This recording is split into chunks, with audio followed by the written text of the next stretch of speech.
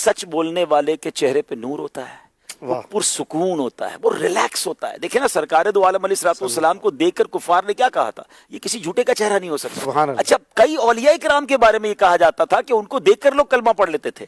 تو آلویز جو سچ بولے گا نا، ایک تو وہ ریلیکس کیوں ہوگا. دیکھیں جھوٹ بولنے والا اسی طرح مضطرب، ٹینشن میں، آلویز کنفیوز، کیونکہ اس کو بہت ساری فائلیں سنبھالنی ہے.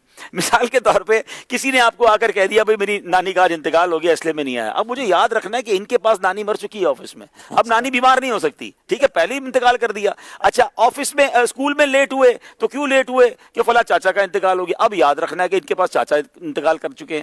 اس کے بعد کوئی پوچھتا ہے کام کیا کرتے ہو، اب کام بیچارہ مثال کے طور پر ٹھیلا لگاتا ہے، اب سامنے بتانا نہیں ہے تو میری تو جناب برتنوں کی دکان ہے، تو اب یہ یاد رکھنا ہے کہ ان کو برتنوں کی دکان بتائیے. اچھا رہتا کسی غریب علاقے میں، اس نے پوچھا رہتے کہاں، میں رہتا ڈیفینس میں ہوں. اب ایڈریس اس کو ڈیفینس کا یاد رکھنا ہے، وہ فائل ہی سنبھال رہا ہوتا ہے، کسی کے منہ سے غلط نکل جاتا ہے. اچھا سچے کو نیند سے اٹھا کے پوچھے کہاں رہتے ہو، جہاں رہتا ہے وہی بتائے گا. کیا کرتے ہو وہی.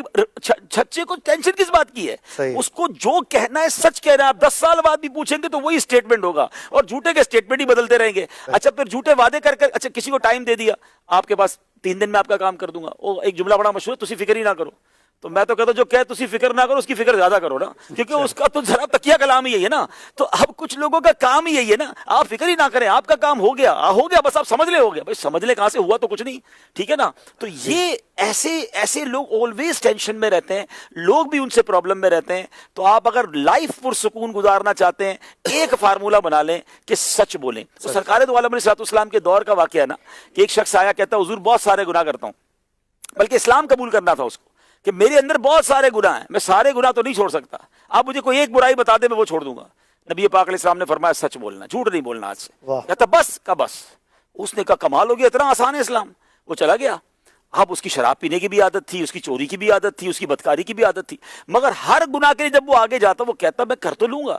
اگر جب نبی پاک علیہ السلام کی بارگاہ میں جاؤں گا اور انہوں نے پوچھا کیا کیا دن میں، تو سچ بولنا ہے، بتانا پڑے گا چوری کی ہے، بتانا پڑے گا بدکاری کی ہے، شراب پیا.